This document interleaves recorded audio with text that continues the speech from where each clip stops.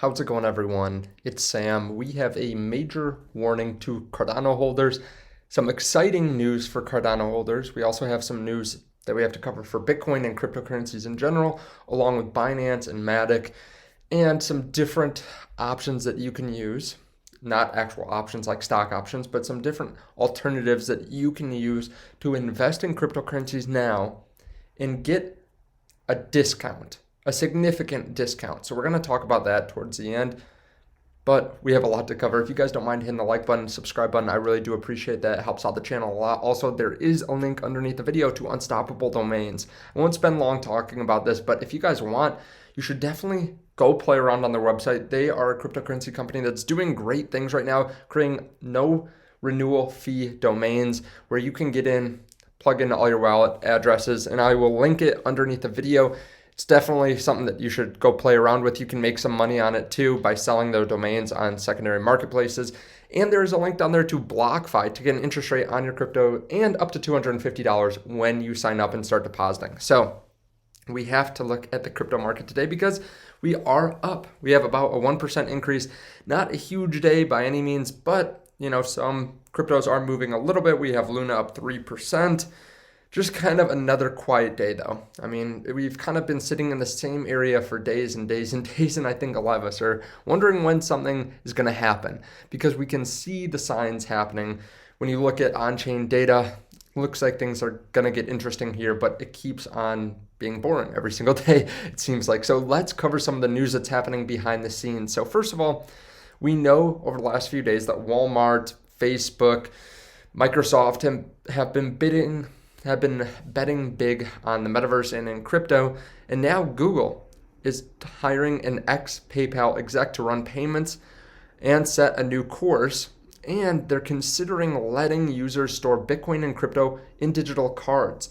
So Google, one of the biggest companies in the world, also possibly getting into the crypto game. We saw Intel, we saw Square or Block also making miners. So it seems like everyone wants something to do with crypto right now. It's just a question of what they are actually offering or what they're doing.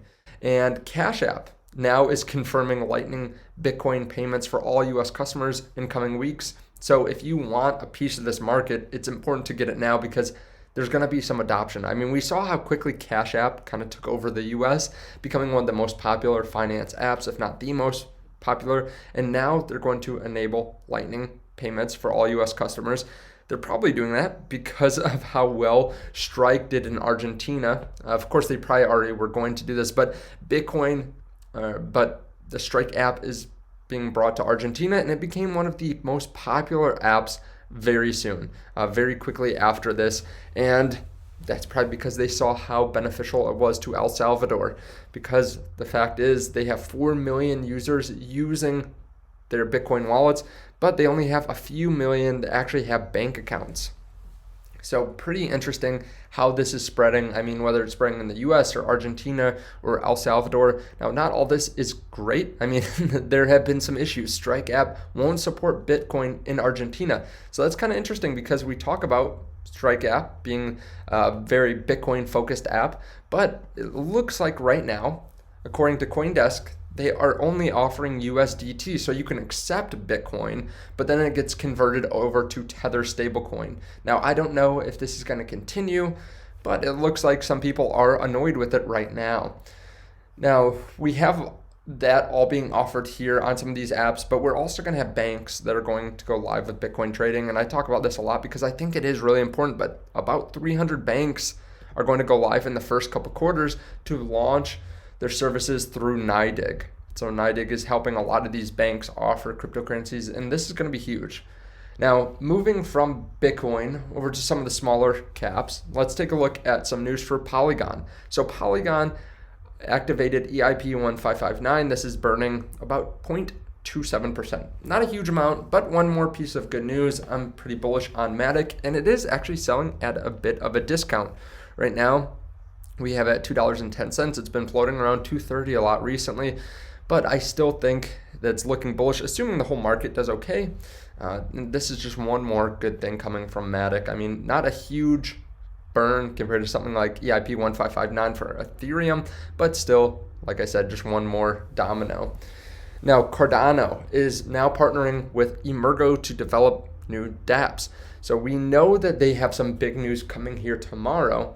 January 20, we have SundaeSwap officially going live on the mainnet, and they are issuing some warnings. So just be ready. Scaling Cardano is a process. Early in this process, we do anticipate periods of intense demand with network congestion at peak times. We're early on an exciting journey, and usage will be high. So they have a ton of GitHub commits. There are a lot of coders, a lot of devs, developers that are going to be building on Cardano. So be ready. There are going to be kinks that come out. We have to be careful too, because there are a bunch of scams that happen around this time when we have big updates or big news. So be careful in that way. But I think this is going to be a good time for Cardano. Now, they did pump up to about $1.60 recently. Now they're coming back down to $1.40. I think that's just because it's a normal selling before the event happens, or just because we pumped up so much. I mean, we were down at $1.10 recently, and we pumped up to $1.62. So we pumped up about 50%. Some profits being taken right now because we were down here for a while. So I think that is pretty normal. I think it might take a little bit of time too after Cardano or after SundaeSwap goes live for some DeFi to actually be locked up, or for some Cardano to be locked up on DeFi. It's going to take time. So don't be surprised if there are a bunch of FUD articles or negative articles that come out around the time that Cardano goes live. So just pay attention to that. That is happening tomorrow, remember. In terms of price action for tomorrow, whether we go up or go down with SundaeSwap coming, I think it really depends on how smoothly it gets rolled out. I mean, we've already had a good amount of selling just over the last day, going from $1.60 down to $1.40. I think a lot of people are assuming that maybe this goes poorly, or like I said earlier, they're just taking profits. But I think DeFi will build, and slowly we will get more locked up, and that will have a positive correlation on the price. But I wouldn't be surprised if there was some fear going into tomorrow, because it has been so hyped up. I think we could definitely see some more selling if something goes negatively. Of course, that's just going to depend on what happens tomorrow, but I am not selling any of my Cardano right now. I did trim a little bit when we were up around 150, just because I did see us pumping up, and usually there is some selling before the event actually happens, which is where we're at now. So I still believe in Cardano. I trimmed less than 10%. I just feel like I'm a little bit overweighted in Cardano because I was buying down here a little bit, then I bought a while ago too. So I am definitely still holding a good amount of my Cardano. So I just wanted to talk about the price action here a second before we move on to the next crypto. We do have some BNB news, and then we're going to take a look at what's happening on chain, and then also some nice little trades that you can make at a discount. So we have Binance. They had their first ever auto burn. So they went from manual burning to something that's a little bit more controlled and a little bit more clear to the community. So they destroyed 1.6 million BNB tokens. Their goal is to destroy half the supply over time. And this was about $750 million. So this is another huge burn. They do this every single quarter. And I mean, at this rate, $3 billion worth of BNB would be burned throughout the year, which is about 3%, 3 to 4% of BNB. So again, another great thing happening for BNB, and no one really talks about them. They're always, at least over the last few months, they've always been the third spot over on CoinMarketCap, but no one really talks about them too much. But I do think that they are a good token to hold long term. They don't fluctuate as much as a lot of these other smaller caps. And then we have a massive discount over in some of the different funds that you can get into.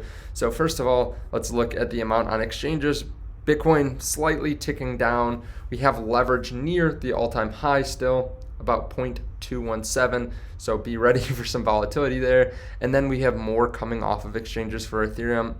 I still think it's just kind of a matter of time, with about 60,000 Ethereum being taken off exchanges just yesterday. It's a matter of time until something happens. Now, what are these trades I'm talking about that are at a bit of a discount? Well, I actually bought a couple of these here today. So one is GBTC. You can see that the premium is actually negative. So what this is, if you don't know, is the Grayscale Bitcoin Trust. They have a certain amount of Bitcoin and they sell part of their trust. Now, the interesting thing is it's not a spot ETF, so it's not exactly backed by Bitcoin. So when you sell They don't go sell Bitcoin, or when you buy, they don't go buy more Bitcoin, which is why it doesn't trade exactly at zero. So you would think that, hey, if you buy this, you should be buying it for the amount of Bitcoin that's in it, or you should be paying the price that's equivalent to how much Bitcoin's in it. But that's not the case. It's selling at about a 27% discount right now. So when you put money in, the amount of the fund that you're buying is about 27% discounted from the amount of Bitcoin that they have. So you're getting a good deal, I'm saying. So the interesting thing about that is they are looking to convert this over to a spot ETF, which in that case would bump up the premium to zero. It would just buy and sell the Bitcoin whenever we have more money flowing in or out. The interesting thing is, though, that a lot of people don't care about that. Obviously, people are selling. They're doing anything they can to sell. And I think we do see this when we see negative price action. Now, I have to say that this isn't a dead bang lock that we're going to be converted to an ETF. That's part of the risk. And you can still move down even when the market's trading sideways. You can still move down because it's not tied to the price of Bitcoin necessarily. I mean, you can see that recently the price of Bitcoin stayed sideways and the discount grew by about 4 or 5%. You also are charged a 2% annual fee. So that's another reason why people would not pay the exact amount, because they do have to pay that annual fee. So I did buy some of this here today because it is such a discount. I think it's a good arbitrage play that if they do convert over to the ETF, or even if Bitcoin moves up, both of those are bullish things for GBTC. Also, I did buy Ethereum ETH-E. So Ethereum E or ETH-E is the same thing as GBTC, but it is with Ethereum. If I can find it, we do have a discount here too. It's not as significant, but it is 20% of a discount compared to the actual price of the Ethereum that they have in there.